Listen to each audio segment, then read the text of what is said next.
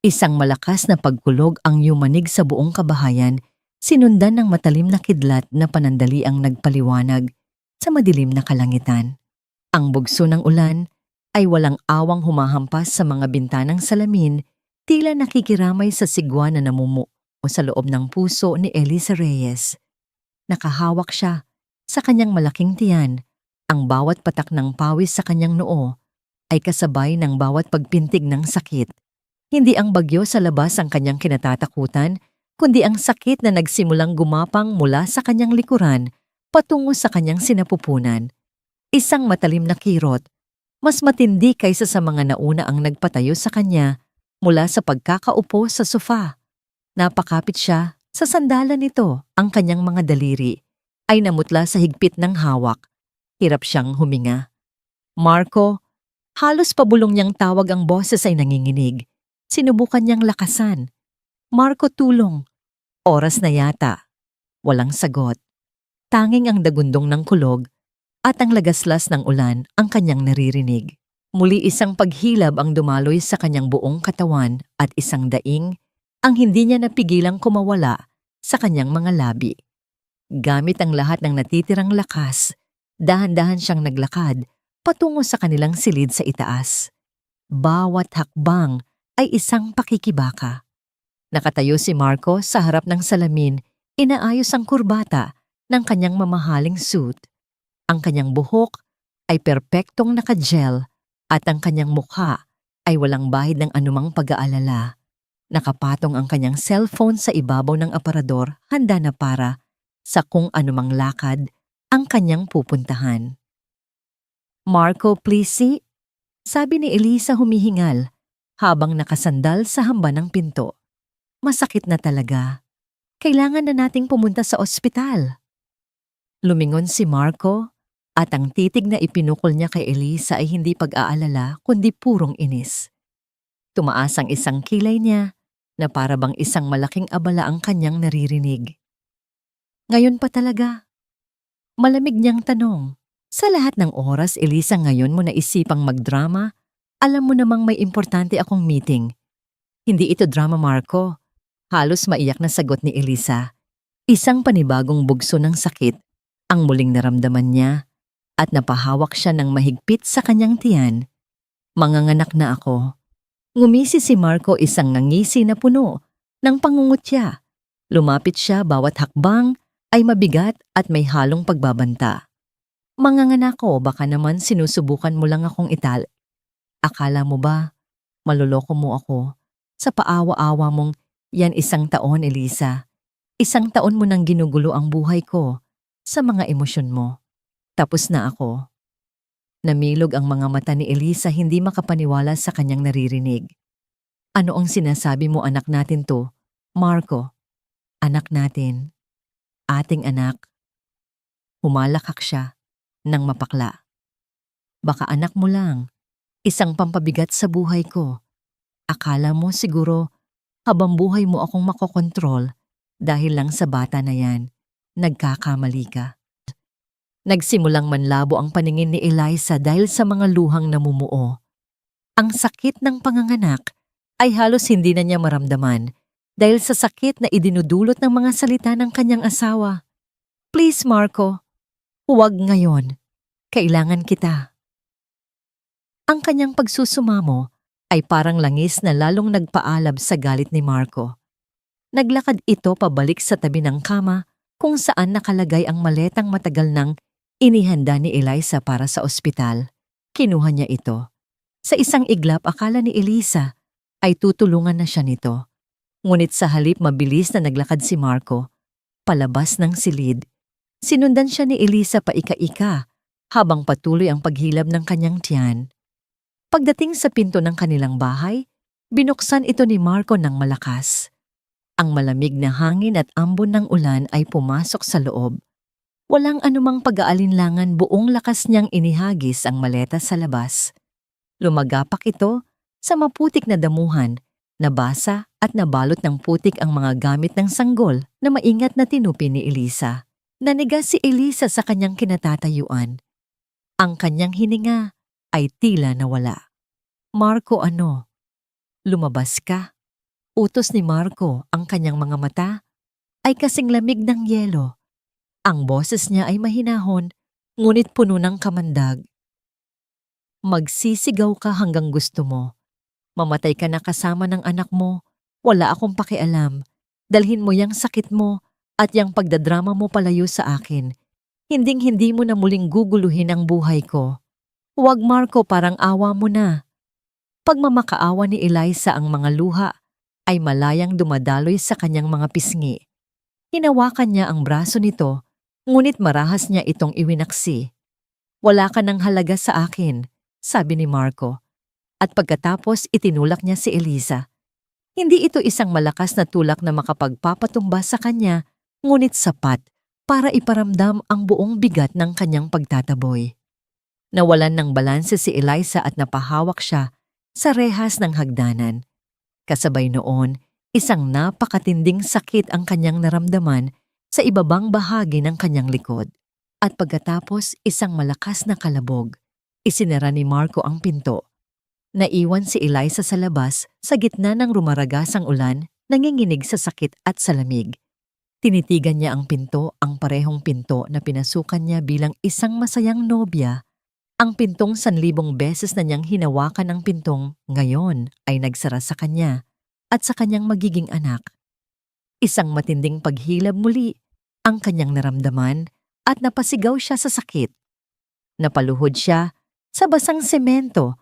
Ang isang kamay ay nakahawak sa rehas at ang isa ay sa kanyang tiyan.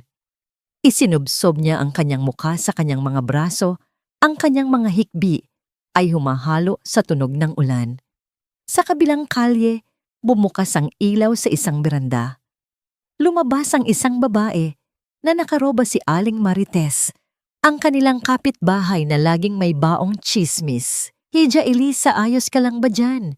Tanong nito, ang boses ay puno ng pagkamausisa. Pinilit ni Eliza na tumayo, nakahawak sa malamig na bakal ng rehas. Ang dignidad na lamang ang natitira sa kanya. "Tutulong po," sabi niya, basag ang boses. Kailangan ko po ng sakay papuntang ospital." Nag-atubili si Aling Marites. Ang mga mata nito ay sumulyap sa nakasarang pinto ng bahay ni na Eliza. "Gabi na, Hija," sabi nito. "Nasaan ba si Marco?" Nasa loob po." Hirap na sagot ni Eliza. "Siya po ay..." "Pakiusap po." Lalong hinigpitan ni Aling Marites ang pagkakatali ng kanyang roba. Halatang ayaw niyang masangkot. "Naku, tatawagan na lang kita ng taxi. Hintayin mo dyan." "Salamat po." Pabulong na sabi ni Eliza, nilulunok ang kahihiyan na parang isang malaking bato sa kanyang lalamunan. Pumasok muli si Aling Marites sa kanyang bahay at isinara ang pinto. Muling naiwan si Eliza sa dilim. Ang oras ay tila bumagal. Bawat segundo ay isang pahirap. Ang malamig na hangin ay tumatagos sa kanyang basang damit, lalong nagpapanginig sa kanyang katawan. Sinubukan niyang huminga ng malalim, gaya ng itinuro sa klase ng paghahanda sa panganganak. "Focus," sabi niya sa sarili. "Focus sa kahit ano. Huwag lang sa sakit. Huwag lang sa katotohanang ang lalaking pinakasalan mo ay ipinagtabuyan ka." Maya-maya lumabas muli si Aling Marites. Hawak ang kanyang telepono. Malapit na raw ang taxi, mga 10 minuto pa. Sabi nito, hindi man lang lumalapit. "Kailangan mo ba ng tuwalya o ano?" "Wag na po. Ayos lang ako." Sagot ni Eliza dahil wala na siyang ibang masabi. Nagtagal pa ng ilang sandali si Aling Marites, tila nag-oobserba bago tuluyang pumasok sa loob at muling isinara ang kanyang pinto. Huminga si Eliza. Yumuko. Huminga muli. Ang mga minuto ay dumudugo sa isa't isa, bawat isa ay mas mahaba kaysa sa nauna. Sa wakas, isang pares ng manilaw-nilaw na ilaw ang lumitaw sa kanto ng kalye, ang taxi. Nang huminto ito sa tapat niya, isang tingin lang ng driver sa kanyang kalagayan ay mabilis itong bumaba. "Ospital, ma'am?" Tanong ng lalaking may edad na may mabait na mukha. "Opo," sabi ni Eliza habang maingat na sumasakay. "Pakibilisan po. Pakiusap." "Sige ma'am, kalma lang po." Sa loob ng sasakyan, isinandal niya ang kanyang noo sa malamig na salamin ng bintana. Sinubukan niyang pigilan ang pag-iyak ngunit bigo siya. Tumulo pa rin ang mga luha. Sumulyap ang driver si Mang Tony mula sa rearview mirror. "Tawagan niyo po ang asawa niyo, ma'am," marahan nitong sabi. Tinitigan ni Elisa ang madilim na screen ng kanyang telepono. Umiling siya. Wala po. Tumango lang si Mang Tony at nagpatuloy sa pagmamaneho. Ang syudad sa gabi ay mukhang normal na para bang walang masamang nangyari. Sarado ang mga tindahan at ang mga ilaw sa poste ay mahinang umuugong. Sa kung saang dako, mayroong isang taong tumatawa. Ibinabaon ni Elisa ang kanyang mga kuko sa upuan ng taxi. Pagdating sa ospital, tinulungan siya ni Mang Tony na makababa at makapasok sa emergency entrance. "Nandito na kayo, ma'am. Magiging maayos din po ang lahat." Maranyang sabi bago umalis. Ang automatic na pinto ay bumukas na may kasamang mahinang tunog. Sinalubong siya ng nakakasilaw na ilaw ng isang pampublikong ospital. Ang waiting room ay abala at pagod. Isang nurse sa triage ang nag-angat ng tingin, nakita ang lahat sa isang sulyap at agad na tumayo. Dinala siya nito sa isang wheelchair. Ang huling alaala ni Eliza bago siya tuluyang lamunin ng sakit at paghahanda para sa panganganak ay ang pagsara ng pinto ng kanyang tahanan at ang pagbukas ng pinto ng isang bagong kabanata. Isang kabanatang kailangan niyang harapin ng mag-isa. Ang sterile na amoy ng ospital ay humalo sa hanging dala ng bagyo sa labas. Dinala si Eliza sa isang maliit na kwarto. Sa labor wing, isang espasyong simple lang ang laman, isang kama, ilang makina na patuloy na umuugong at isang bintanang basa ng ulan. Ang bawat paghilab ay parang alon na humahampas sa kanyang katawan, mas matindi at mas madalas kaysa kanina. Isang nurse na may mabait ngunit pagod na mga mata ang nagpakilala bilang si Faye. Maingat niyang ikinabit ang mga monitor sa tiyan ni Elisa. Sa isang iglap na puno ang kwarto ng mabilis at malakas na tunog ang tibok ng puso ng sanggol. Dub-dub, dub-dub, dub-dub. Napapikit si Eliza at hinayaan ang sarili na malunod sa ritmong iyon. Ito ang kanyang angkla. Sa gitna ng unos sa labas at sa loob ng kanyang puso, ang tibok na ito, ang tanging patunay na hindi siya lubusang nag-iisa. "Malakas si baby," sabi ni Nurse Faye, ang kanyang boses ay may bahid ng paghanga. "Unang baby niyo po, ma'am." Tumango si Elisa, hindi makapagsalita. "May kasama po ba kayo? Asawa, nanay? Paparating pa lang po ba?" Tanong muli ng nurse habang inaayos ang IV drip. Bawat tanong ay parang maliliit na karayom na tumutusok sa kanyang dibdib. Umiling si Eliza, ang tingin ay nakapako sa bintana. "Wala po." Halos pabulong niyang sagot. "Ako lang po." Nakita ni Nurse Faye ang saglit na paglungkot sa mga mata ni Eliza. Hinawakan niya ang balikat nito nang may pag-unawa. "Sige ma'am, kami na ang bahala sa inyo. Andito kami." Ang simpleng mga salitang iyon ay nagdulot ng kakaibang init sa puso ni Eliza. Lumipas ang mga oras na parang isang panaginip na puno ng sakit. Ang mga alaala ay sumisingit sa pagitan ng bawat paghilab, matatalim at hindi inaasahan. Ang tawa ni Marco nung ipinagluto niya ito ng paborito nitong sinigang. Ang mga kamay nito sa kanyang balikat noong araw na ipinangako nito ang habambuhay. Kailan nagsimulang magbago ang lahat? Kailan naging kasalanan ang pagmamahal niya? "Die with your baby, for all I care." Ang mga salita ni Marco ay umaling-awngaw sa kanyang isipan. Napahigpit ang hawak niya sa bakal na rehas ng kama. "Hinga lang po ng malalim, ma'am." Labas, hingagig gabay ni Nurse Faye. Ilang sandali pa pumasok ang isang doktora na may mahinahong kilos. "Good evening, ako si Dr. Santos," sabi nito. "Malapit na tayo, Mrs. Vargas. Matatag ka." Matatag. Isang salita na parang pag-aari ng ibang tao. Tumango na lang si Eliza. Biglang nag-vibrate ang kanyang cellphone sa side table. Sumulyap siya. Isang text mula sa isang numerong hindi nakasave. Binuksan niya ito. "He's with me now. Focus on your little project." Ang pangalan sa dulo ng mensahe ay Valerie. Isang napakatinding paghilab ang tila bumiyak sa kanyang katawan. Napasigaw siya hindi lang dahil sa pisikal na sakit, kundi dahil sa matinding kirot ng kataksilan. "Diyos ko, tulungan niyo po ako." Hagulgol niya. Lumapit si Nurse Faye at marahang hinawakan ang kanyang balikat. Sumulyap ito sa screen ng telepono. "Ma'am, huwag ka na munang magbasa ng kahit ano ngayong gabi." Mahinahon nitong sabi. "Ipagpaliban mo na muna yan." Tumango si Elisa, ang mga luha ay malinis na dumaloy sa kanyang mga pisngi. Nang sumapit ang kasukdulan, ang buong mundo ni Eliza ay lumiit sa mga utos ni Dr. Santos at sa mga pagudyok ni Nurse Faye. "Sige pa ma'am, isa pa. Malapit na." "Nakikita ko na ang ulo, isang tulak pa." "Elisa." Gamit ang lahat ng natitirang lakas, umire siya. Hindi lang niya itinutulak palabas ang isang sanggol. Itinutulak niya palabas ang lahat ng kasinungalingan, lahat ng pagtataboy, lahat ng sakit na idinulot sa kanya.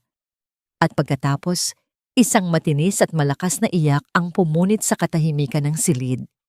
Napahiga si Elisa, ang hininga ay tila ninakaw mula sa kanyang mga baga. Ang lahat ay gumalaw ng mabilis. Itinaas ni Dr. Santos ang isang maliit basa at galit na nilalang at maingat na inilapag sa dibdib ni Elisa.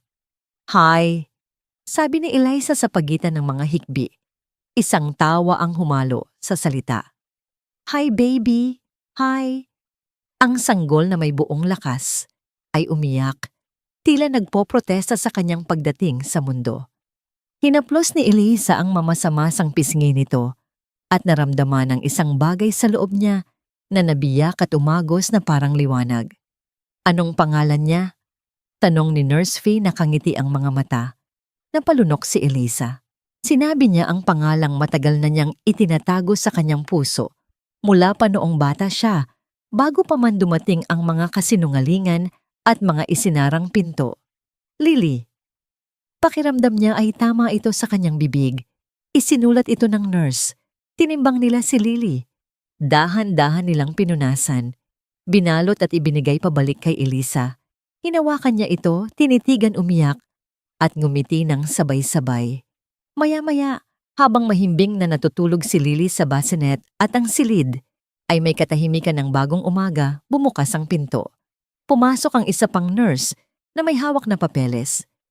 "May kamag-anak po ba tayong dapat tawagan?" tanong nito. Umiling si Elisa. "Wala na po.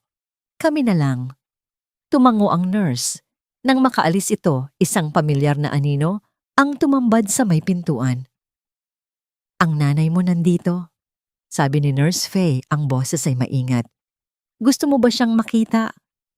Ang unang instinct ni Eliza ay hindi. Ngunit ang kanyang pangalawang instinct ay mas malambot. Marahil sa oras na ito, kailangan niya ng isang ina. Dahan-dahan siyang tumango. Pumasok si Margarita Reyes, bit-bit ang kanyang mamahaling handbag na tila kalasag. Ang kanyang mga mata ay mas mahigpit pa kaysa sa pagkakahawak niya sa bag. Ang kanyang pabango ay masyadong matamis para sa isang silid ng ospital.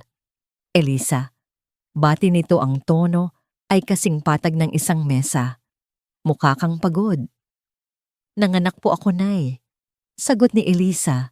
Umupo si Margarita sa silya na para bang natatakot itong madumihan. "Narinig ko na." Tumawag si Marco. Napasinghap si Elisa. "Tumawag siya sa inyo. Nag-aalala siya sa'yo," sabi ni Margarita. Sinabi niya na naging mahirap ka raw pakisamahan nitong mga nakaraang buwan. "Nagmamakaawa po ako sa kanya para sa isang sakay, Nay." Sabi ni Eliza, nanginginig ang boses. Itinaboy niya ako. Huminga ng malalim si Margarita. Ang sabi niya, nagsisisigaw ka raw. Tinatakot mo ang mga tao sa mga emosyon mo. Ganyan ka naman talaga mula pa noong bata ka. Hindi makapaniwalang napatitig si Elisa sa kanyang ina. Na kailangan nating pag-usapan kung ano ang makabubuti para sa bata. pagpapatuloy ni Margarita, sumusulyap sa nurse na para bang naghahanap ng kakampi. Si Marco ay stable. May bahay siya. Maganda ang trabaho. Ikaw wala ka man lang plano. Baka mas mabuting pag-usapan natin ang pansamantalang custody. Panandalian lang hanggang sa makaayos ka. Naramdaman ni Eliza ang paglapit ni Nurse Faye sa kanyang tabi. Isang kamay ang marahang dumapo sa kama. Nanginginig ang mga labi ni Eliza. Kinakampihan niyo po siya. Kinakampihan ko ang bata. Mariing sabi ni Margarita. Tingnan mo nga ang sarili mo. Nag-iisa ka sa isang pampublikong ospital. Sana man lang naghanda ka. Sana sinubukan mong ayusin ang relasyon niyo ng asawa mo.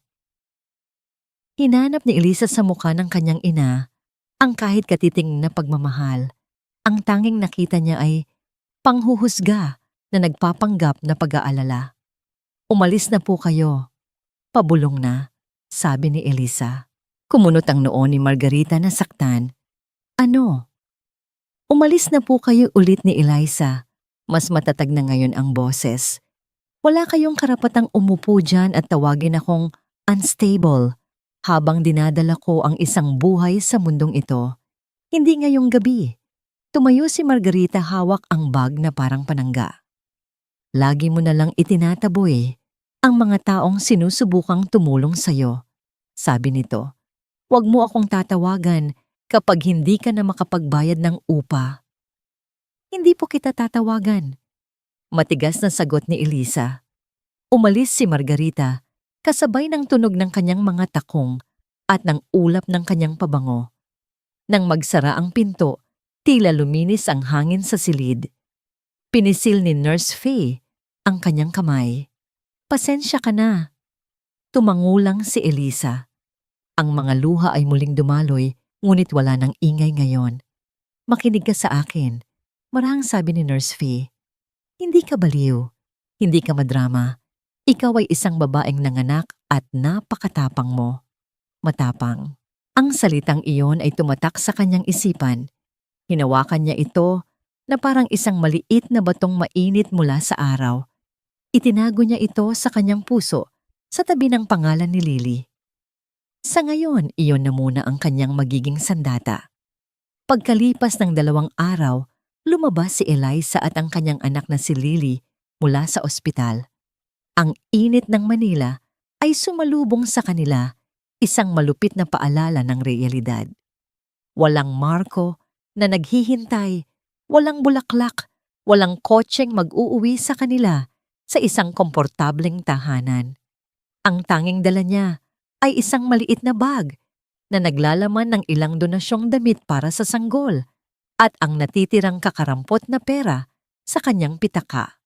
Ang kanyang puso ay kasing bigat ng kanyang mga paa. Sumakay sila ng taxi patungo sa tanging lugar na alam niyang matutuluyan niya isang maliit na apartment for rent sa isang masikip na lugar sa Quezon City, malayo sa Marangyang subdivision kung saan siya dating nakatira. Ang gusali ay lumaang pintura ay natutuklap na at ang amoy ng kanal ay nanunuot sa hangin. Ang kanyang tinutuluyan ay isang maliit na kwarto sa 2nd palapag. May isang kama, isang maliit na mesa, at isang banyong may mga bitak sa tiles. Ito na ang kanilang bagong mundo. Habang maingat niyang inihiga si Lily sa lumang kutsyon, hindi niya napigilang maiyak. Mula sa isang malaking bahay na may hardin, napunta sila sa isang kwartong halos kulungan ng itsura. Nagsimula ang kanyang pakikibaka. Ang pera ay mabilis na naubos. Upang makaraos, tinanggap ni Eliza ang anumang trabahong mahahanap niya. Sa umaga, isa siyang labandera. Sa isang kalapit na laundry shop, ang kanyang mga kamay ay laging kulubot at basa sa sabon.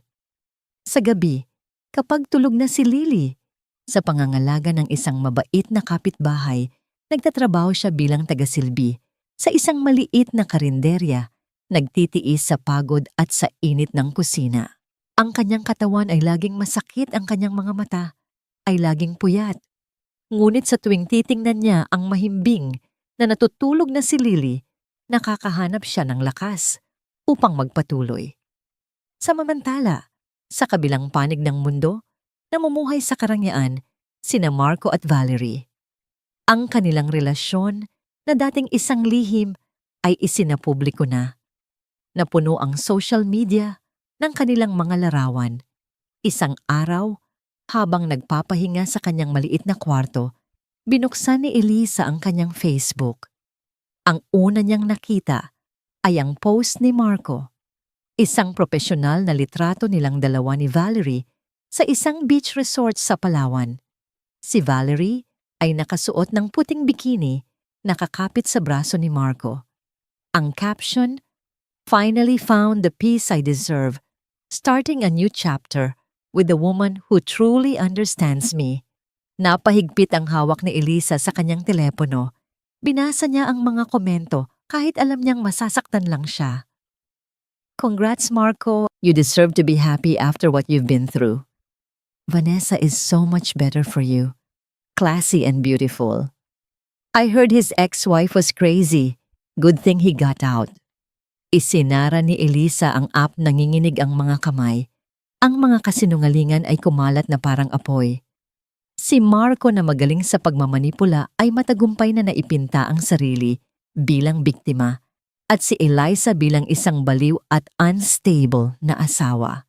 Ang kwento niya, si Eliza raw ay nagkaroon ng matinding postpartum depression. Bago pa man manganak, nagsisigaw, nagbabasag ng gamit at tinangka siyang saktan, kaya wala siyang nagawa kundi ang paalisin ito para sa kaligtasan ng lahat. Ang kwentong yun, kasama ng kanyang bagong yaman at bagong magandang kasintahan, ay madaling naniwalaan ng mga tao. Isang hapon, habang namimili ng bigas sa palengke, nakasalubong niya si Bianca, isa sa kanyang mga dating kaibigan noong kasal pa siya kay Marco. "Elisa, oh my God, is that you?" Gulat na sabi ni Bianca, ang tingin ay mula ulo hanggang paa, sa suot ni Eliza na kupas na t-shirt at luma ng tsinelas. "Bianca?"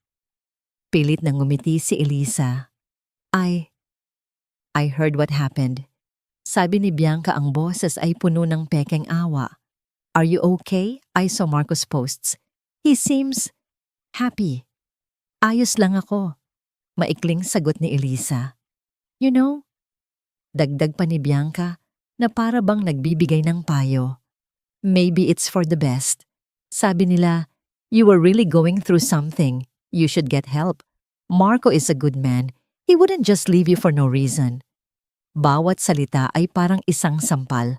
Ang taong dati niyang pinagsasabihan ng sikreto ay ngayon hinuhusgahan siya base sa isang panig na kwento. Hindi na sumagot si Elisa. Tumalikod na lamang siya at naglakad palayo, dala-dala ang bigat ng panghuhusga sa kanyang mga balikat. Maging ang sarili niyang ina ay naging kasangkapan ni Marco. Isang araw tinawagan niya si Margarita, umaasang kahit konting tulong pinansyal para sa gatas ni Lily. "Emma, hindi kita pwedeng tulungan palagi."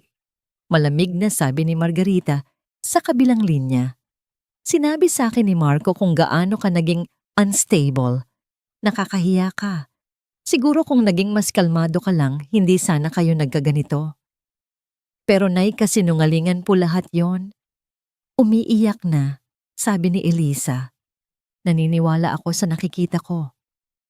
Matigas na sabi ni Margarita. "At ang nakikita ko ay isang anak na gumawa ng sarili niyang problema. At ngayon, ay kailangang panagutan ito.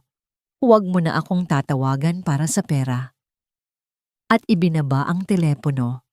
Napaupo si Elisa sa sahig, yakap-yakap ang kanyang mga tuhod. Pati ang sarili niyang ina ay tinalikuran na siya. Wala na siyang kakampi. Ang pinakamasakit na dagok ay dumating isang linggo pagkatapos noon. Isa pang post. Isang album ng mga litrato. Marco Vargas and Valerie Lim's intimate wedding.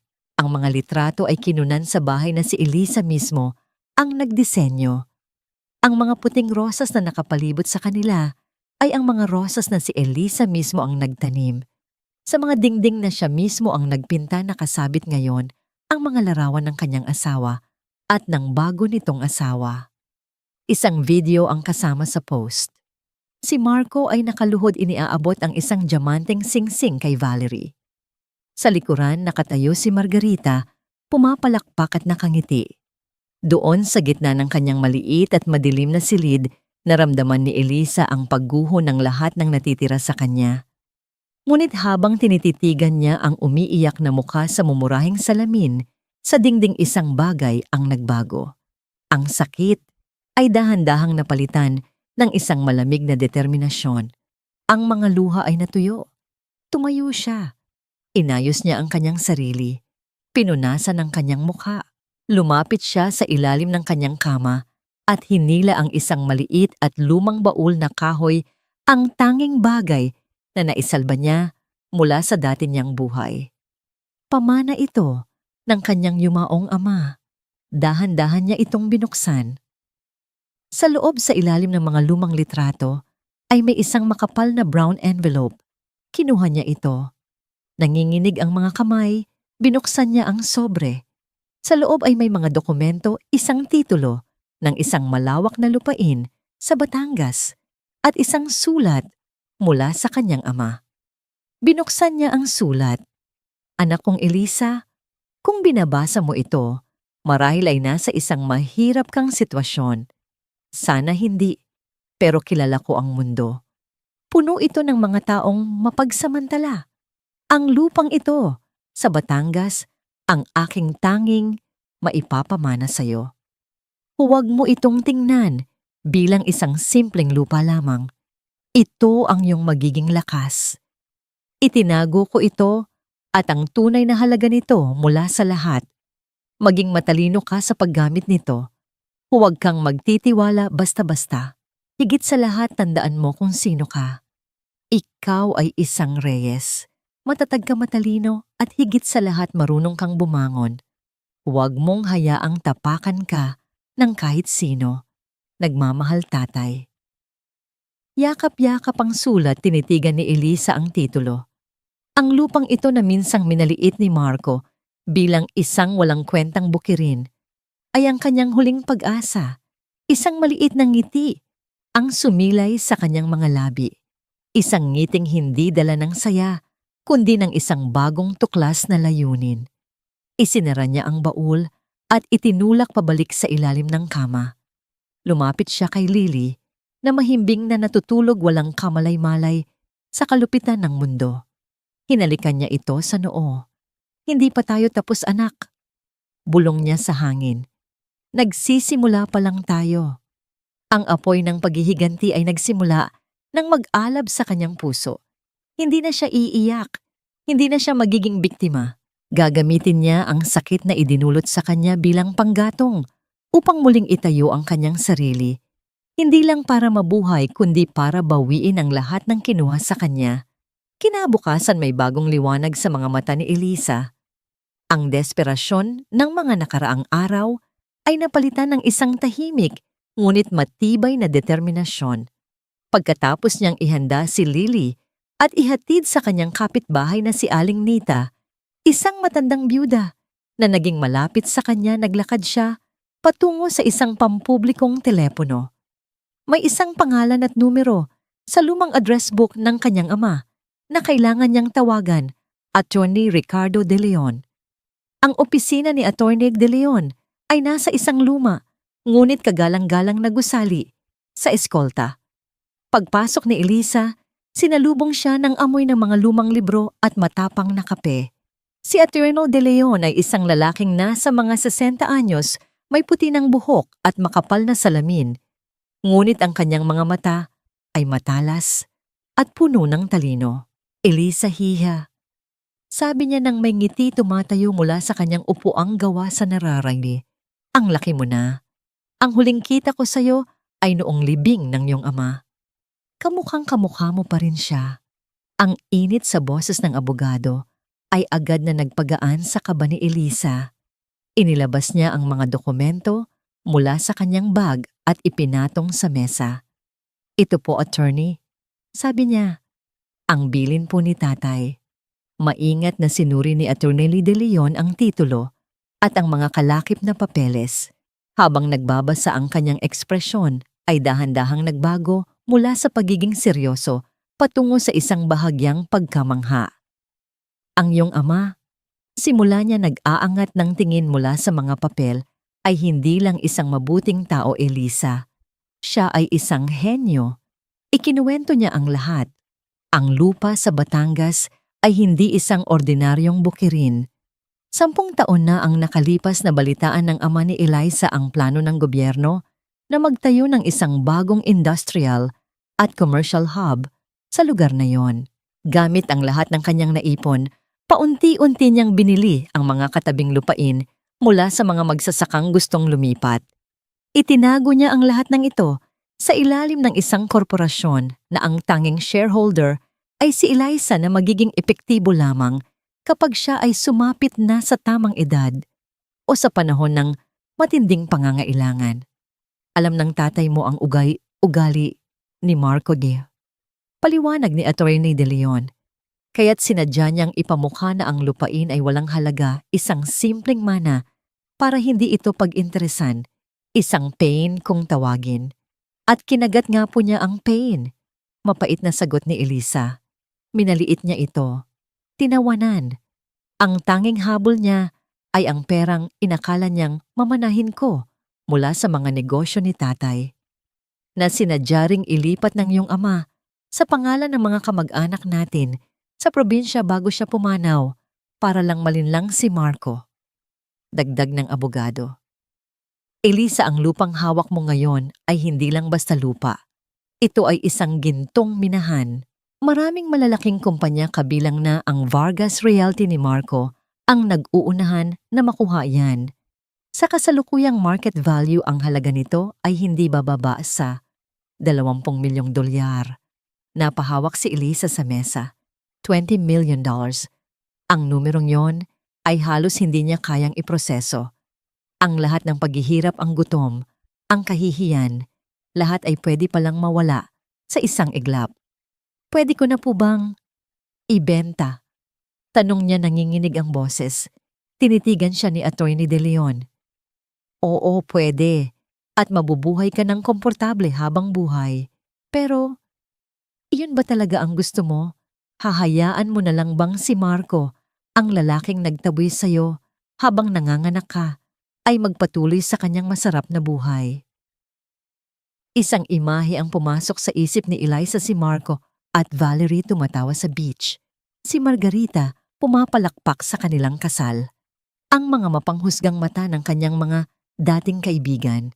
Ang lamig ng semento habang nakaluhod siya sa gitna ng ulan.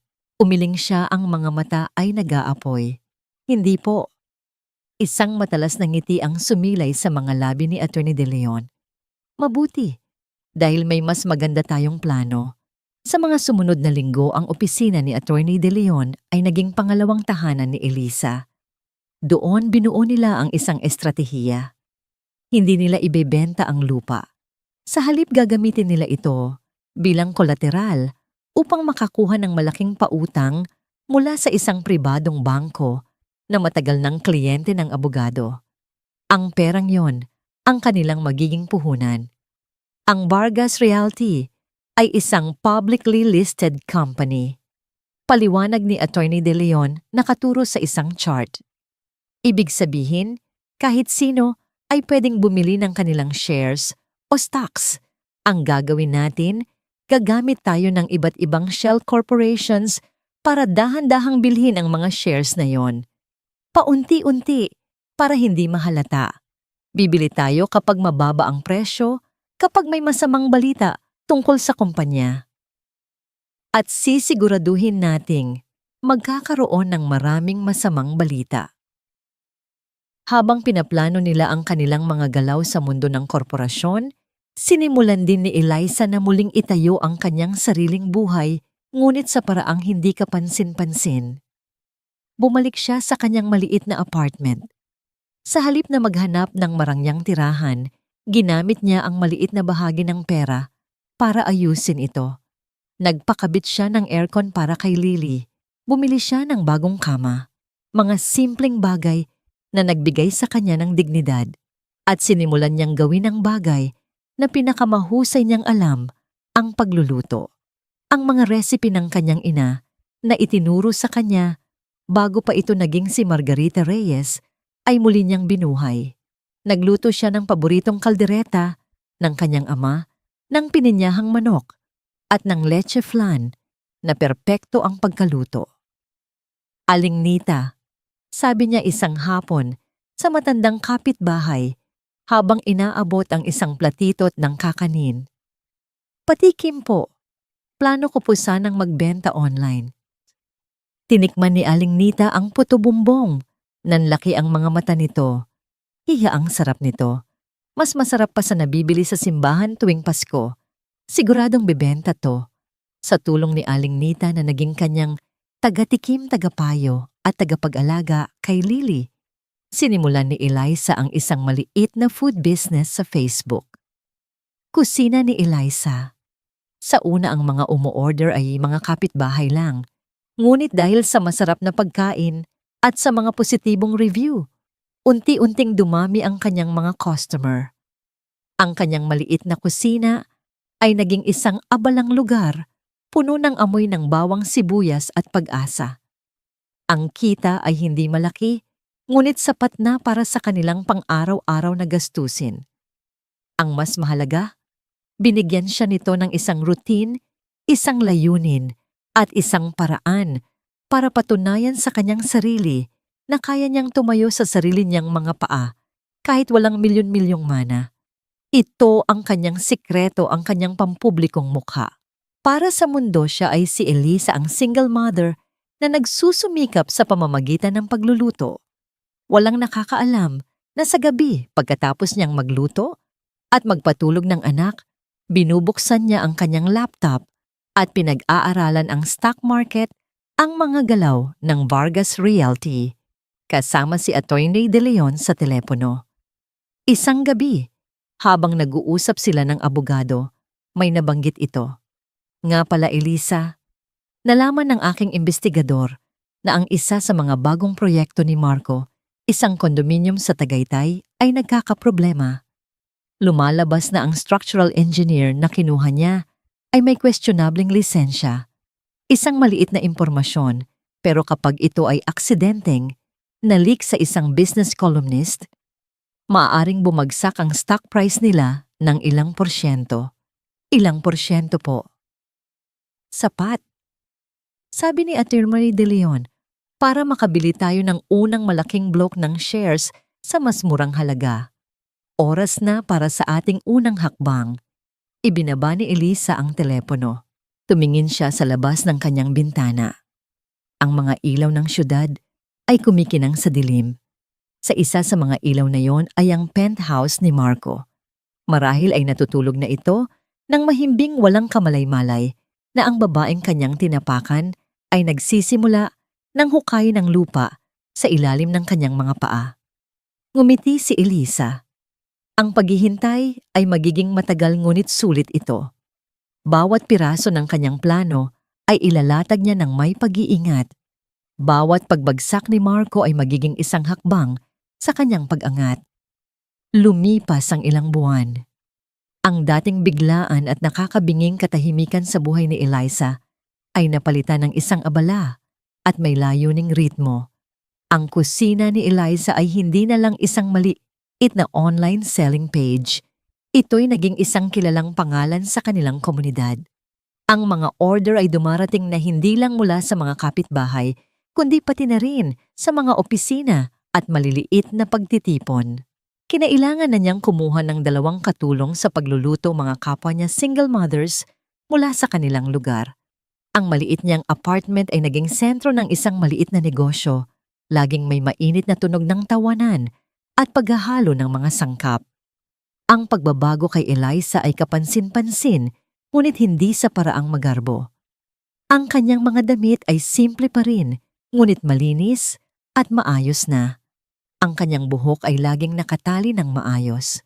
Ang pinakamalaking pagbabago ay nasa kanyang mga mata, na wala na ang takot at kalituhan, at napalitan ito ng kalmadong tiwala sa sarili.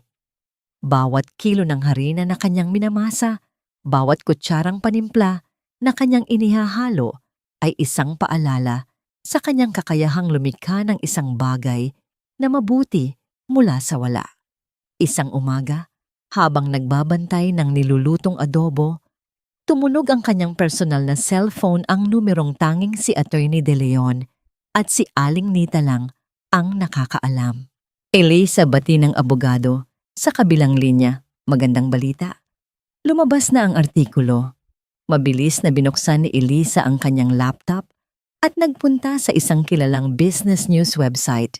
Naroon nga sa pangunahing pahina, Vargas Realty's Tagaytay Project under scrutiny over engineers' credentials. Ang artikulo ay maingat na isinulat puno ng mga sources at unconfirmed reports, ngunit sapat na para maghasik ng pagdududa. Tingnan mo ang stock market utos ni Attorney De Leon. Sinunod ito ni Elisa. Ang stock price ng Vargas Realty VRG ay minarkahan ng kulay pula. Pababa ito. Hindi malaki ang ibinagsak, mga 2% pa lang, ngunit para sa isang malaking kumpanya ito ay isang senyales ng problema. Oras na, sabi ni Attorney De Leon. Ang Shell Corporation natin, ang North Star Holdings, ay bibili na ngayon. This is our first major move. Naramdaman ni Elisa ang pagbilis ng tibok ng kanyang puso. Ito na, ang unang hakbang. Pinanood niya ang mga numero sa screen na gumagalaw. Sa loob ng 1 oras, sa pamamagitan ng isang serye ng maliliit ngunit mabilis na transaksyon, nakabili ang North Star Holdings ng 1% ng kabuuang shares ng Vargas Realty. Hindi ito sapat para mapansin, ngunit ito ay isang simula. Sa ika-40 palapag ng Vargas Tower sa Bonifacio Global City, ibinato ni Marco Vargas ang dyaryo sa kanyang mamahaling mesa. Sino ang nag-leak nito? Sigaw niya sa kanyang assistant. Isang maliit na issue sa lisensya pinalaki ng ganito. This is a deliberate attack. Sir, we're trying to find the source. Nanginginig na sagot ng assistant. But the columnist is protecting them. Find them and fire them, sue the newspaper. Do something. Utos ni Marco. Naglakad siya pabalik-balik sa kanyang opisina. Ang mga ugat sa kanyang leeg ay lumilitaw. Nitong mga nakaraang buwan, tila sunod-sunod ang kamalasan. Isang deal sa Cebu ang biglang umatras. Isang ahente ng gobyerno ang biglang naging mas mahigpit sa pag-iinspeksyon. At ngayon ito, pumasok si Valerie sa opisina nang walang katok-dala ang kanyang Hermes bag. Darling, what's with all the shouting? You're ruining the ambience. The ambience? Sarkastikong tanong ni Marco. Valerie, my company is being attacked and you're worried about the ambience. Nagkibit balikat si Valerie at umupo sa sofa, nag-cross ng kanyang mga binti. It's just one project, Marco. You have dozens. You're overreacting. Tinitigan niya ang kanyang mga kuko na bagong manicure. Hindi mo naiintindihan, sabi ni Marco. It's about perception. Kapag nawala ng tiwala ang mga investors, lahat ay babagsak. Then don't lose their trust. Simpleng sagot ni Valerie. Kinuha ang isang fashion magazine mula sa mesa. Be the powerful Marco Vargas they all know.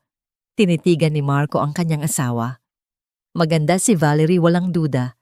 Perpekto siyang palamuti sa kanyang tabi sa mga party. Ngunit sa mga panahong tulad nito, kung kailan kailangan niya ng suporta o kahit isang matalinong opinyon, wala siyang makuhang anuman kundi mga mababaw na komento. Naalala niya bigla si Elisa. Si Elisa, sa kabila ng pagiging emosyonal nito, ay laging nakikinig. May mga ideya siya, kahit simple na minsan ay nakakatulong. Iwinaksi ni Marco ang alaala. Kalokohan. Si Elisa ang problema.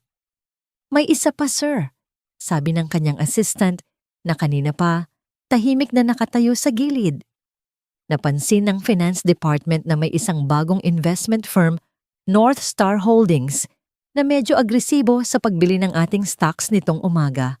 Tumaas ang kilay ni Marco. Gaano ka-agresibo? Bumili po sila ng halos 1%, sir. Hindi kalakihan, pero kapansin-pansinan ang timing.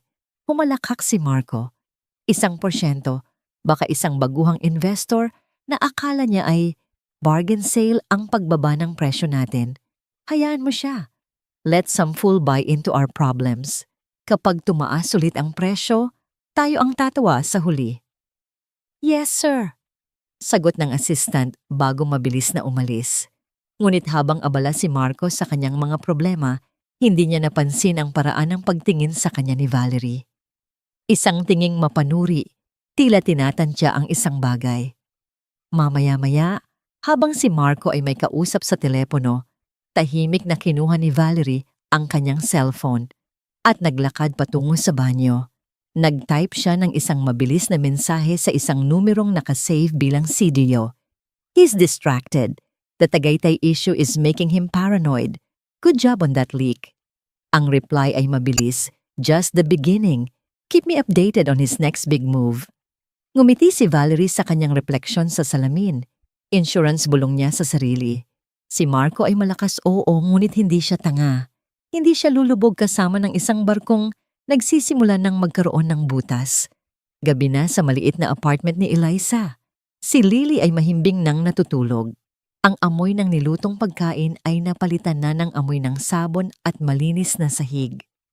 Nakaupo si Eliza sa harap ng kanyang laptop, seryosong pinag-aaralan ang financial reports ng Vargas Realty. Ang mga terminong dati ay alien sa kanya: equity, liabilities, price-to-earnings ratio ay pamilyar na ngayon.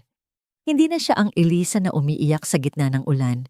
Hindi na siya ang Eliza na nagmamakaawa para sa tulong. Ang bawat order na kanyang natatanggap para sa kusina ni Eliza ay isang maliit na tagumpay. Ang bawat share ng Vargas Realty na nabibili ng North Star Holdings ay isang tahimik na paghahanda para sa digmaan. Tumayo siya at lumapit sa bintana, tinitingnan ang malayong skyline ng BGC. Akala mo isa lang akong tanga, Marco. Bulong niya sa hangin. Pero ang tanga na tinapakan mo, natututo ng lumaban. Ang mga sumunod na buwan ay naging isang mapanganib na sayaw ng mga anino. Sa publiko, si Eliza Reyes ay ang inspirasyon ng kanilang maliit na komunidad, isang masipag na ina na sa pamamagitan ng kanyang talento sa pagluluto ay unti-unting umaasenso. Ang kusina ni Eliza ay nakatanggap pa ng isang maliit na feature sa isang local food blog na lalong nagpadami ng kanyang mga customer. Ngunit sa likod ng bawat platong kanyang inihahanda, may isang estratehiyang dahan-dahang nabubuo. Sa ilalim ng gabay ni Atty. De Leon ang North Star Holdings, kasama ng 2 pang bagong shell corporation, ay patuloy na namimili ng shares ng Vargas Realty. Bawat maliit na pagbagsak ng presyo, isang negatibong ulat, isang delayed na proyekto, isang tsismis sa industriya, ay nagiging isang oportunidad. Umabot na sa 5% ang kanilang hawak. Isang numero na sapat na para mag-umpisang magtanong ang ilang board members, ngunit hindi sapat para magdulot ng lantad na alarma. Samantala, ang mundo ni Marco Vargas ay nagsimulang gumuho bawat piraso. Ang aksidenteng pag-leak ng impormasyon tungkol sa kanyang mga proyekto ay naging mas madalas. Ang isang planong pag-acquire ng isang lupain sa Laguna ay naunahan ng isang kakompetensya. Ang isang malaking kliyenteng korporasyon ay biglang nag-back out sa pag-upa ng isang buong palapag ng bago niyang gusali. Si Marco ay naging iritable, laging sumisigaw at puno ng pagdududa sa lahat ng nasa paligid niya. Ang kanyang pagiging volatile ay hindi nakaligtas sa pansin ni Valerie. Ang buhay na ipinangako sa kanya, isang buhay ng karangyaan at kapayapaan, ay napapalitan ng tensyon at kawalan ng kasiguraduhan. Isang gabi umuwi si Marco na amoy alak. Another deal fell through. Sabi nito, hinahagis ang kanyang briefcase sa sahig. Someone is feeding information to Charles Whitmore. I can feel it. That snake is always one step ahead of me. Say Charles Whitmore, ang pinakamalaki niyang karibal sa industriya, ang lalaking lihim na kinakatagpo ni Valerie. Nagpanggap si Valerie na nag-aalala. Darling, you're just stressed. Maybe it's just bad luck. Sabi niya habang tinutulungang magtanggal ng Amerikana si Marco. Bad luck doesn't happen this consistently. Sigaw ni Marco marahas na hinila ang kanyang braso. Someone inside my company is a traitor. Tinitigan niya si Valerie, ang mga mata ay nanlilisik sa pagdududa. Sa isang iglap na takot si Valerie, ngunit mabilis niyang itinago ito sa likod ng isang nasasaktang ekspresyon. "You're accusing me," sabi niya, ang boses ay nanginginig. "After everything I've done for you, I stood by you against that crazy ex-wife of yours." Nakita ni Marco ang sakit sa mukha ni Valerie at bahagyang lumambot. Hindi ikaw. I'm sorry, it's just, I don't know who to trust anymore." Ngunit ang lamat ay naroon na. Sa gabing iyon, habang natutulog si Marco, binuksan ni Valerie ang kanyang laptop at kinopya ang mga sensitibong file mula sa personal na folder ni Marco patungo sa isang encrypted USB drive. Ang mga file na naglalaman ng listahan ng kanilang mga top suppliers at ang mga detalye ng kanilang mga kontrata. Insurance, paalala niya sa sarili. Survival, ang balita ng pag-unlad ng kusina ni Elisa ay nakarating kay Margarita Reyes sa pamamagitan ng tsismis. Narinig niya mula sa isang malayong kamag-anak na ang anak niyang itinakwil ay may maliit na karinderya at medyo kumikita na raw. Ang salitang kumikita ay tumatak sa isipan ni Margarita. Ang allowance na ibinibigay sa kanya ni Marco ay nagsimula ng maging hindi regular. May mga pagkakataong hindi na nito sinasagot ang kanyang mga tawag. Naramdaman ni Margarita ang pagbabago ng ihip ng hangin. Isang hapon, walang pasabi, sumulpot si Margarita sa eskinita kung saan nakatira si Elisa. Ang kanyang mamahaling bestida at sapatos ay tila hindi bagay sa maputik at masikip na daan. Nandidiring tumingin siya sa paligid bago kumatok ng malakas sa pinto ni Eliza. Binuksan ni Elisa ang pinto at ang kanyang ngamang ngiti na para sana sa isang customer ay agad na naglaho. Sa likod niya naglalaro si Lily sa sahig. "Nay," malamig niyang bati. Pumasok si Margarita sa loob na parang pag-aari niya ang lugar. Inilibot ang mga mata sa maliit ngunit malinis na apartment. "So ito pala ang pinagkakaabalahan mo," sabi niya, ang tono ay may halong pangmamaliit. "Nagtitinda ka ng pagkain." "Nagtatrabaho po ako ng marangal," sagot ni Eliza, isinara ang pinto. "Narinig kong kumikita ka raw," diretsong sabi ni Margarita, umupo sa silya na hindi man lang inaalok. "Mabuti naman, dahil ang tulong na ibinibigay sa akin ni Marco ay medyo nagkukulang na nitong mga nakaraang araw. Baka naman." Hindi makapaniwalang napatitig si Elisa sa kanya. "Baka naman ano, Nay, pagkatapos niyo akong talikuran, pagkatapos niyong maniwala sa lahat ng kasinungalingan niya, ngayon, pupunta kayo dito para humingi ng pera. Responsibilidad mong tulungan ng ina mo." Tumaas ang boses ni Margarita. "Ako ang nagpalaki sa'yo." Isang tawa mapakla at walang saya ang kumawala sa bibig ni Elisa. "Nagpalaki, Nay, kailan?" "Noong tinawag niyo akong unstable habang nanganganak ako, o noong pumalakpak kayo sa kasal ng asawa ko at ng kabit niya. Saan doon ang pagpapalaki?" Namula ang mukha ni Margarita sa galit. "Wala kang utang na loob. Ginawa ko kung ano ang praktikal. Si Marco ang may pera, ang may kapangyarihan. Ikaw, ano ka ba noon? Isang iyaking problema." Ang salitang problema, ang huling patak. Kumuha si Elisa ng isang tabo ng tubig na ginagamit niya sa paglilinis. Walang pag-aalinlangan lumapit siya at ibinuhos ito sa ulo ng kanyang ina. Tili ni Margarita tumayo nang bigla basang-basa ang kanyang buhok at mamahaling damit. "Anong ginagawa mo? Baliw ka na ba talaga?" "Umalis na kayo," sabi ni Elisa. Ang kanyang boses ay kalmado ngunit may yelo. Ang kanyang mga kamay ay hindi nanginginig.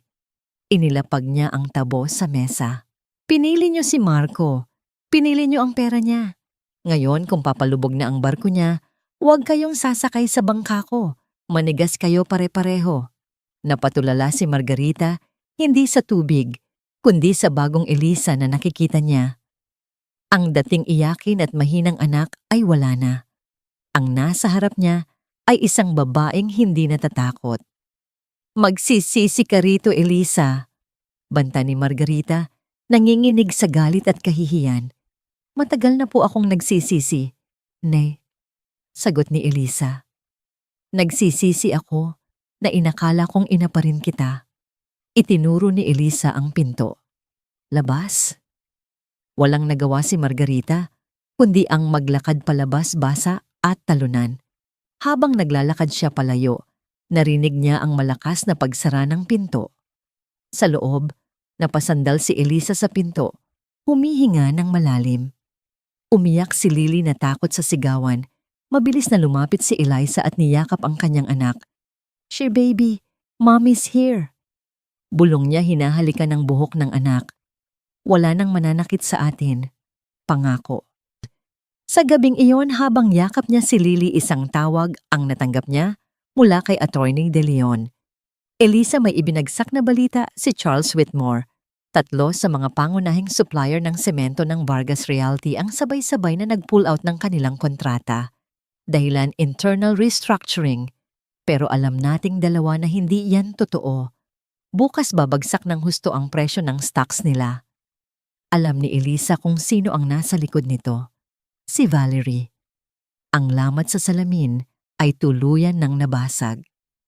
"Handa na po ba ang pondo, attorney?" tanong ni Elisa. "Handang-handa na," sagot ng abogado. "Bukas ang pinakamalaking araw natin sa pamimili. Ito na ang simula ng kanilang katapusan." Tumingin si Elisa sa labas ng bintana. Ang bagyo ay hindi pa dumarating, ngunit nararamdaman na niya ang pagbabago sa hangin. At sa pagkakataong ito, hindi siya ang mababasa. Siya ang magiging sigwa. Gaya ng inaasahan kinabukasan, ay naging isang madugong araw para sa Vargas Realty sa stock market. Ang balita ng pag-atras ng 3 pangunahing supplier ay kumalat na parang apoy sa komunidad ng mga negosyante. Ang stock price ng VRG ay bumulusok pababa, nawalan ng halos 15% ng halaga nito sa loob lamang ng ilang oras. Nagpanik ang mga investor, nagbenta ang mga takot na malugi, at sa gitna ng kaguluhan, ang mga shell corporation ni Elisa ay tahimik na namili sinasalo ang bawat share na kanilang makakaya sa napakamurang halaga. Sa pagtatapos ng araw ng kalakalan, hawak na nila ang halos 20% ng kumpanya.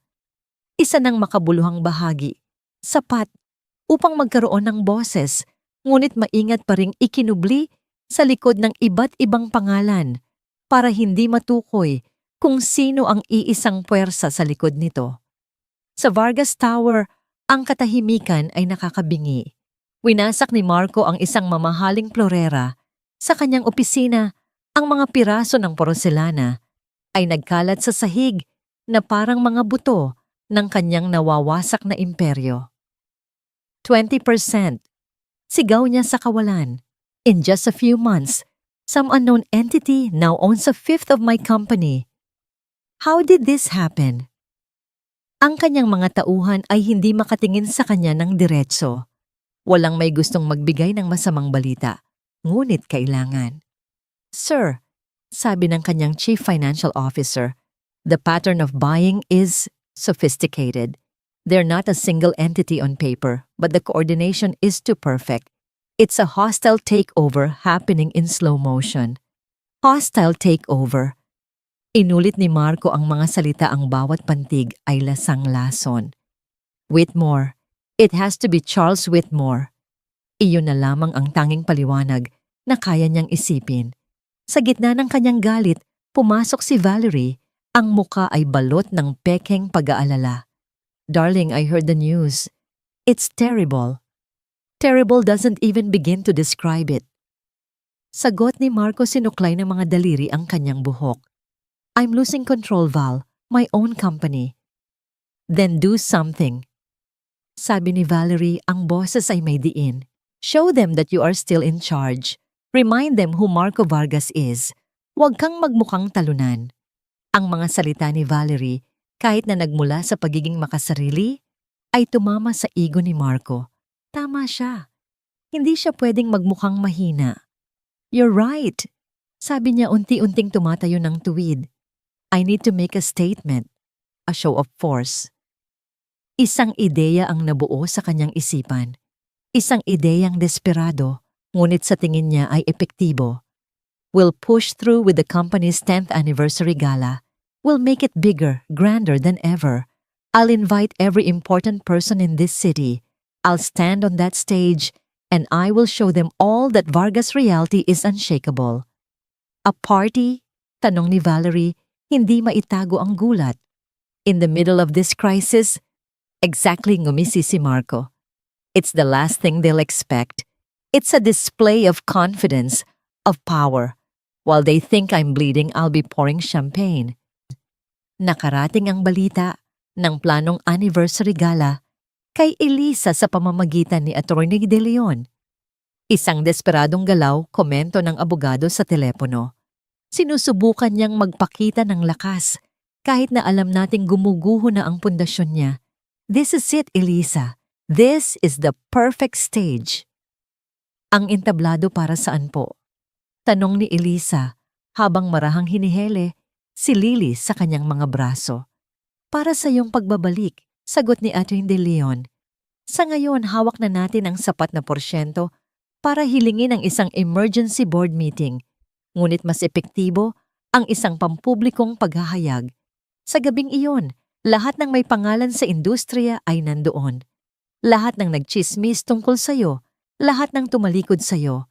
They will all be in one room. Natahimik si Elisa. Ang ideya ay parehong nakakatakot at nakakapanabik. Ang humarap muli sa mundong nagtakwil sa kanya. Handa ka na ba, Hija? Marahang tanong ng abogado. Tumingin si Elisa sa natutulog na mukha ng kanyang anak.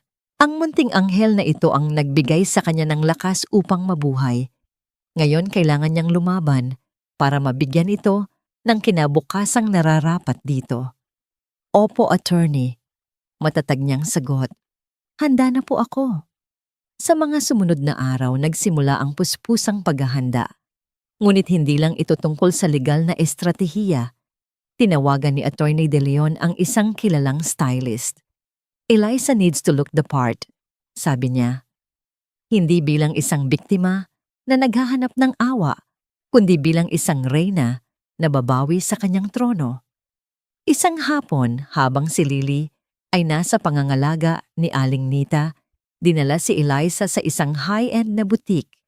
Sa unang pagkakataon, sa loob ng mahigit isang taon, tumingin siya sa salamin at hindi ang pagod na labandera ang nakita. Isinukat sa kanya ang isang eleganteng evening gown na kulay pilak na tila agos ng tubig sa kanyang katawan. Inayos ang kanyang buhok sa isang sopistikadong paraan.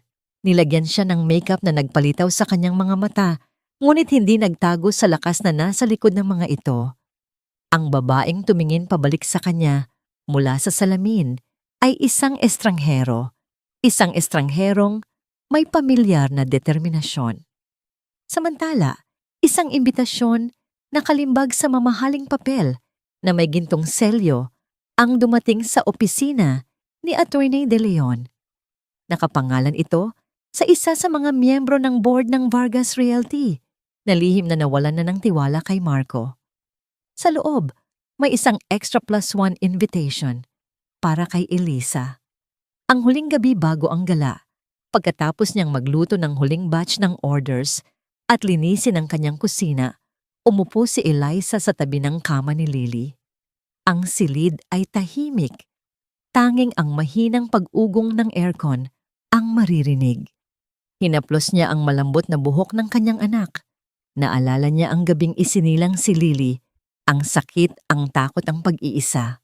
Naalala niya ang bawat masasakit na salita, ang bawat mapanghusgang tingin, ang bawat gabing halos hindi niya alam kung saan kukunin ang susunod na kakainin. Inilabas niya mula sa ilalim ng kama ang lumang baul ng kanyang ama. Kinuha niya ang sulat at muling binasa. Huwag mong hayaang tapakan ka ng kahit sino. Hindi na, tay.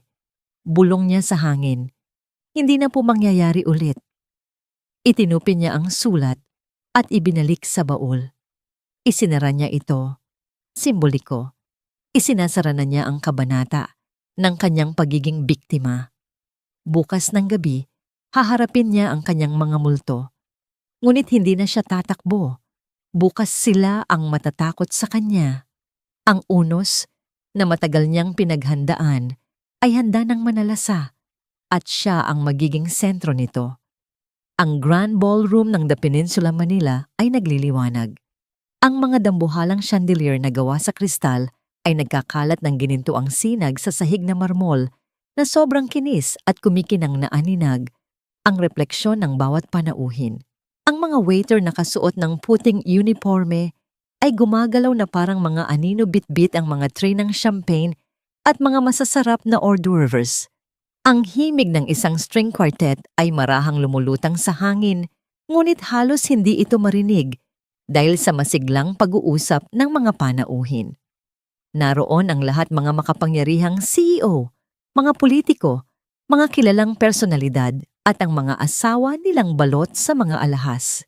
Ito ang eksena kung saan ang mga kasunduan ay nabubuo at ang mga reputasyon ay nawawasak sa pamamagitan lamang ng isang bulong. Sa gitna ng lahat nakatayo, si Marco Vargas. Ang kanyang taksido ay custom-made. Ang kanyang buhok ay perpektong inayos. Sa kanyang tabi ay si Valerie na nakasuot ng isang makinang na pulang gown.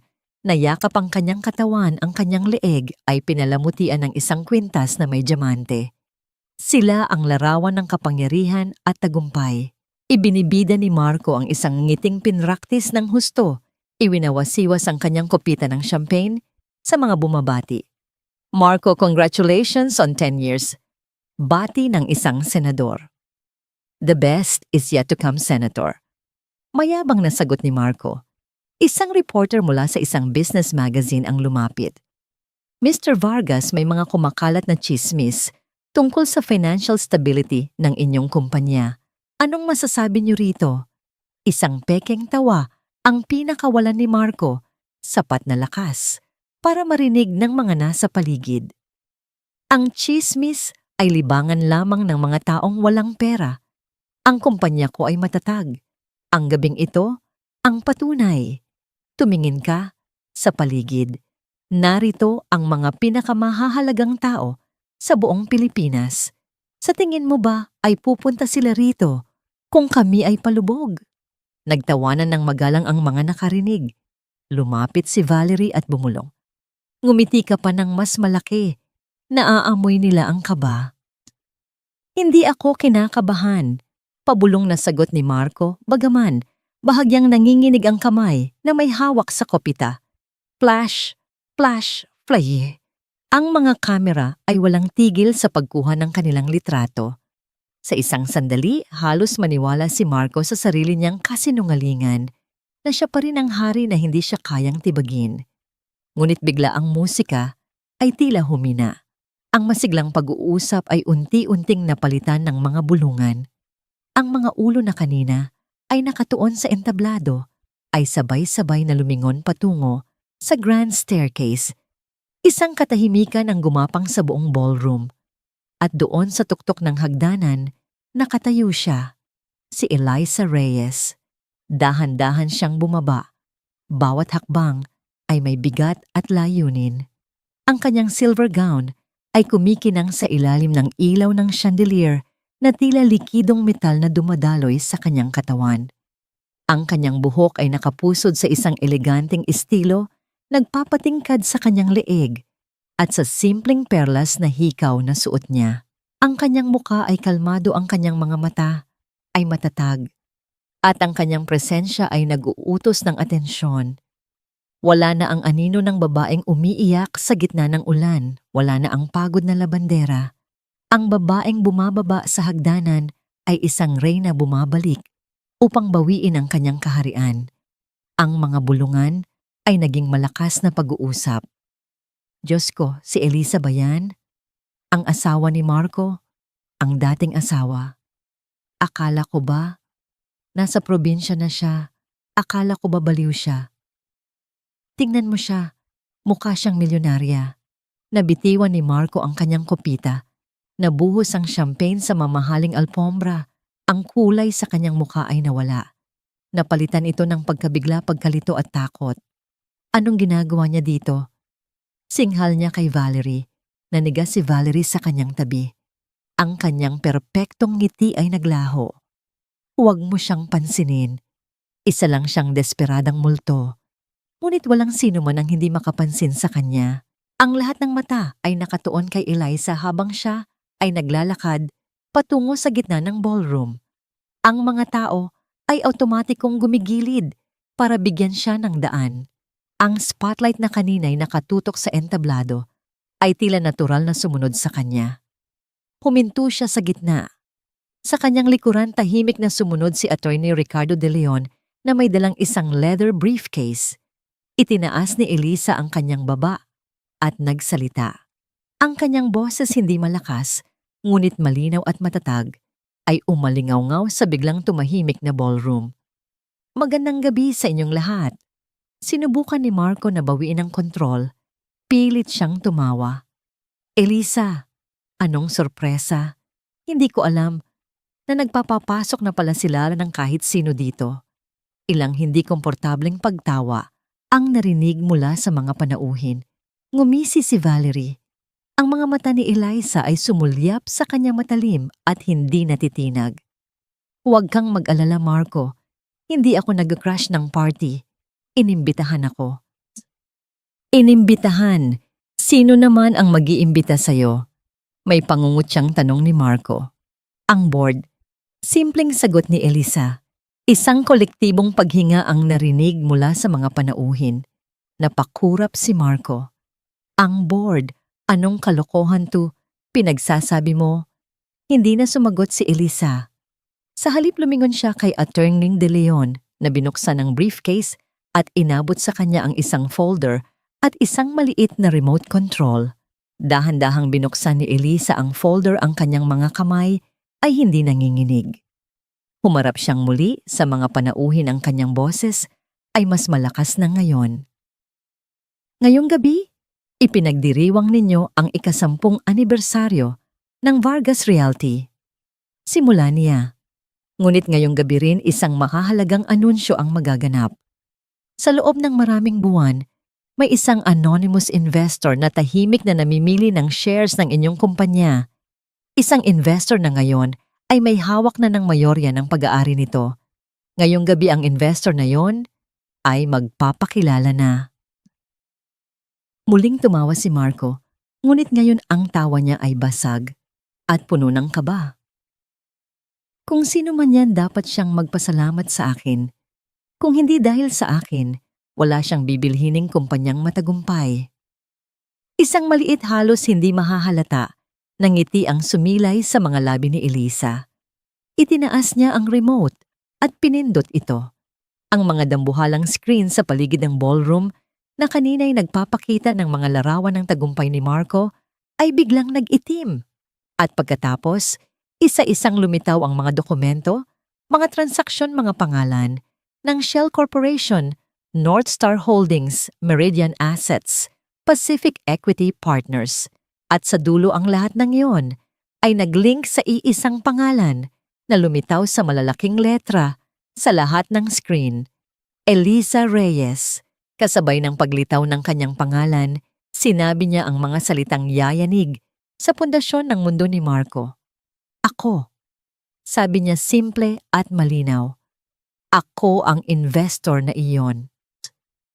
Ang ballroom na kanina lang ay puno ng masiglang usapan ay biglang nabalot ng isang nakabibinging katahimikan.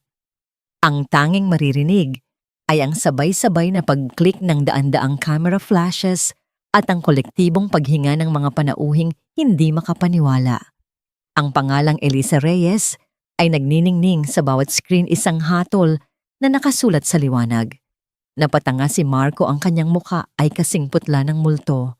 Umiling-iling siya, tila sinusubukang iwaksi ang isang masamang panaginip. Imposible! Bulong niya, ang boses ay basag. Walang-wala ka. Paano? Ang mga mata ni Elisa ay nanatiling nakatutok sa kanya. May minana ako, Marco. Isang bagay na minaliit mo.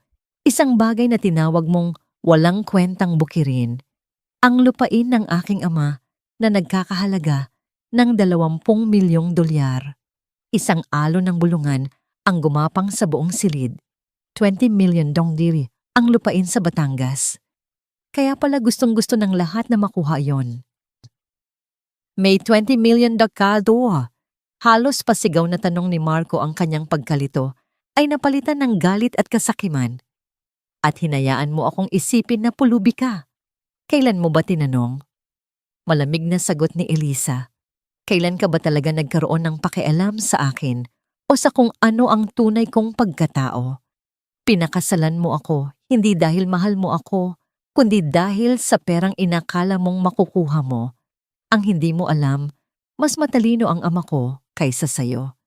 Inilagay niya ang mana ko sa isang trust na hinding-hindi mo magagalaw.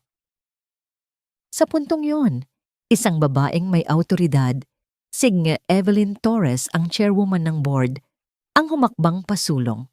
Bilang pagpapatunay, sabi niya sa isang mikroponong inabot sa kanya, sa kasalukuyan si Miss Elisa Reyes, ang may hawak ng controlling interest sa Vargas Realty.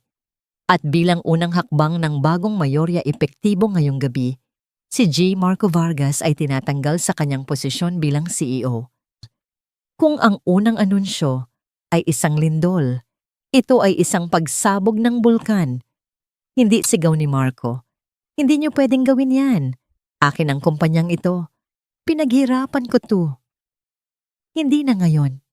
Mariing sabi ni Geng Torres. Naramdaman ni Marco ang pagbitaw ng kamay ni Valerie sa kanyang braso. Ang kanyang suporta ay naglaho kasabay ng kanyang kapangyarihan. Ngunit hindi pa tapos si Elisa. Ang gabing ito ay hindi lang tungkol sa pagkontrol ng kumpanya. Pagpapatuloy niya, pinindot muli ang remote. Ito ay tungkol sa katotohanan. Ang mga screen ay muling nagbago. Ngayon, mga kopya ng mga lumang email ni Marco ang lumitaw na kitang-kita ng lahat. 2. Financial Advisor, Subject ER Inheritance. The father's money is real. I'll lock it down after the wedding. If the trust is separate property, I'll push for dependency. She'll fold. She always does. Isang malakas na pagbulong ang napuno sa silid. Ginamit lang niya si Elisa.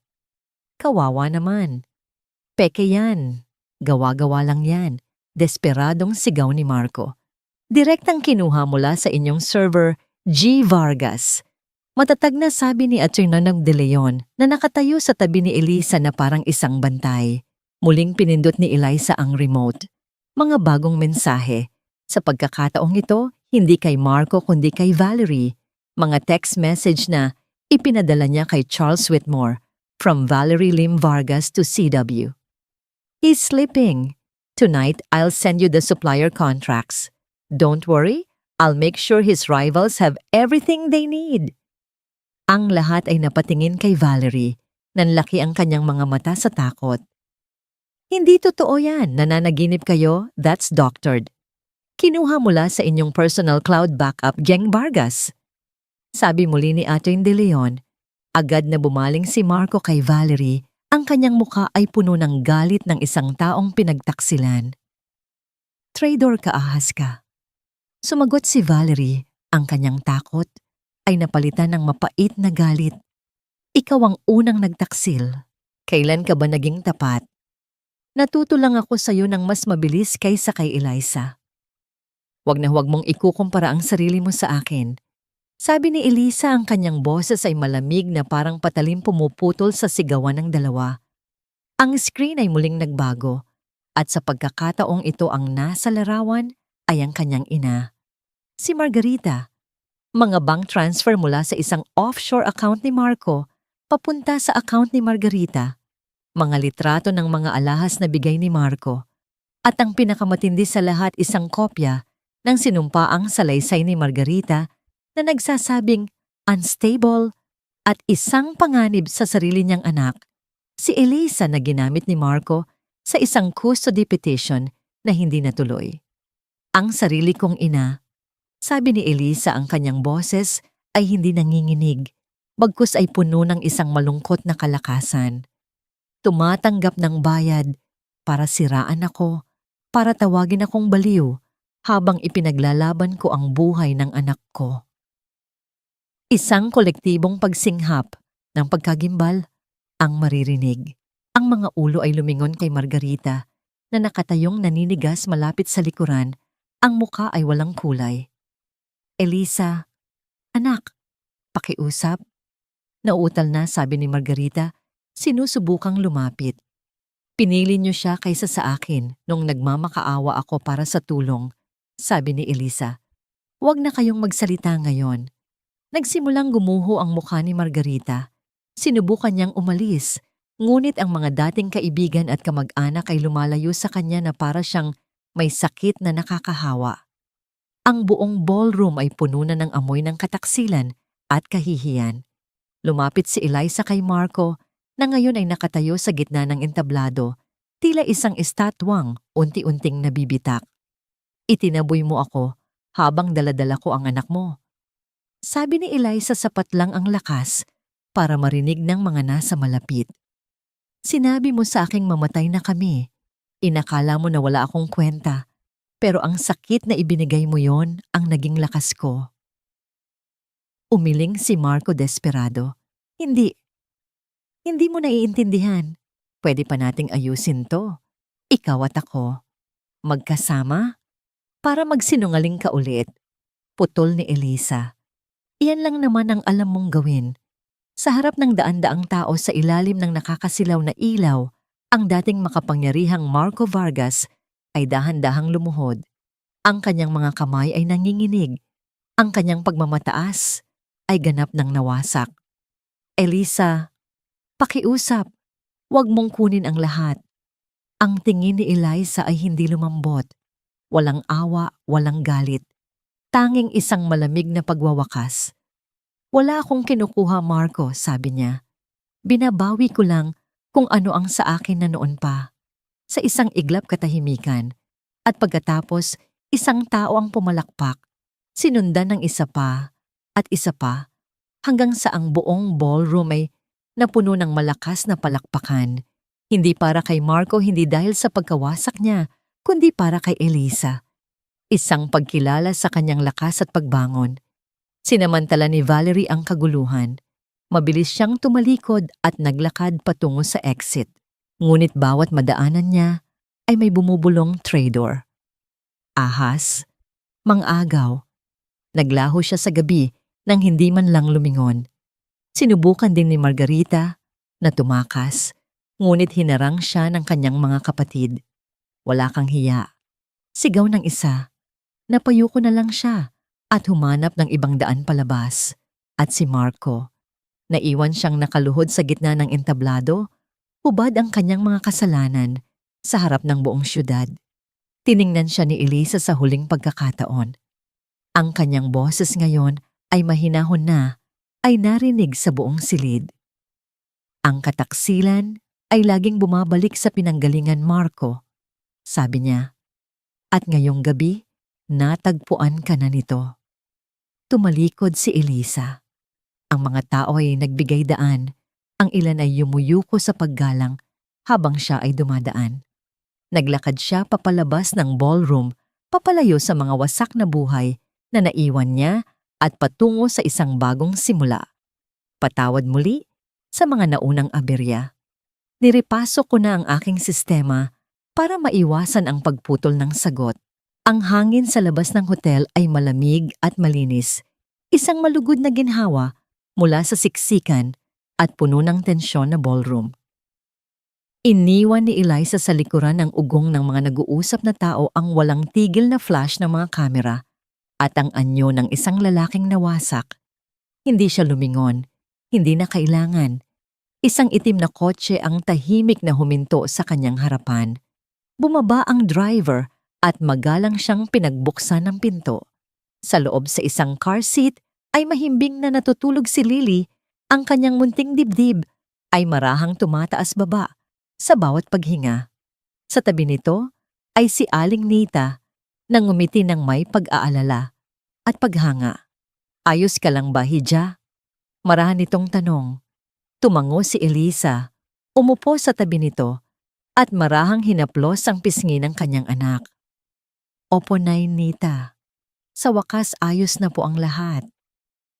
Habang marahang umaandar ang sasakyan, tiningnan ni Elisa ang mga kumikinang na ilaw ng syudad mula sa bintana. Ang mga ilaw na yon na dati tila nangungutya sa kanyang kahirapan ay ngayon parang mga bituin na nag-aabang sa kanyang bagong simula. Hindi na siya nakaramdam ng galit, hindi rin ng pagtatagumpay.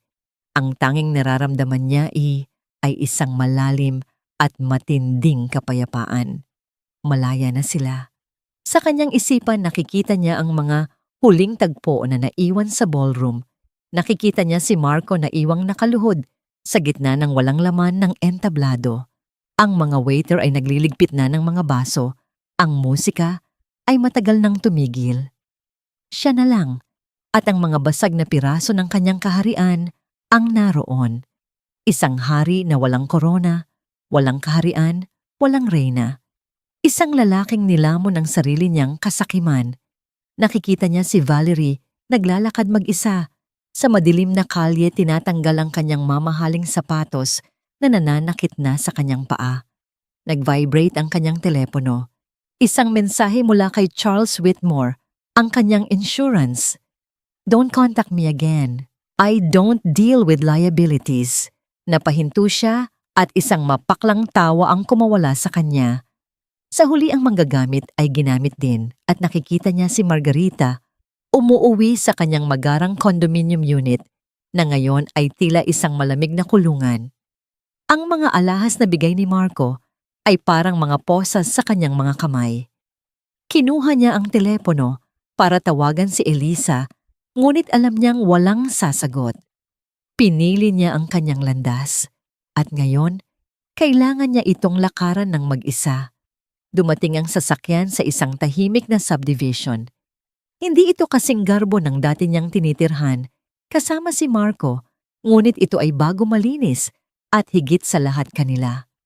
Ito ang unang bahay na binili niya mula sa kanyang sariling pera at pagsisikap. Maingat na binuhat ni Eliza si Lily mula sa car seat. Nagpasalamat siya kay Aling Nita na umuwi na rin sa sarili nitong bahay sa tabi lang ng sa kanila. Pumasok si Eliza sa loob. Ang amoy ng bagong pintura at ang katahimikan ay sumalubong sa kanya.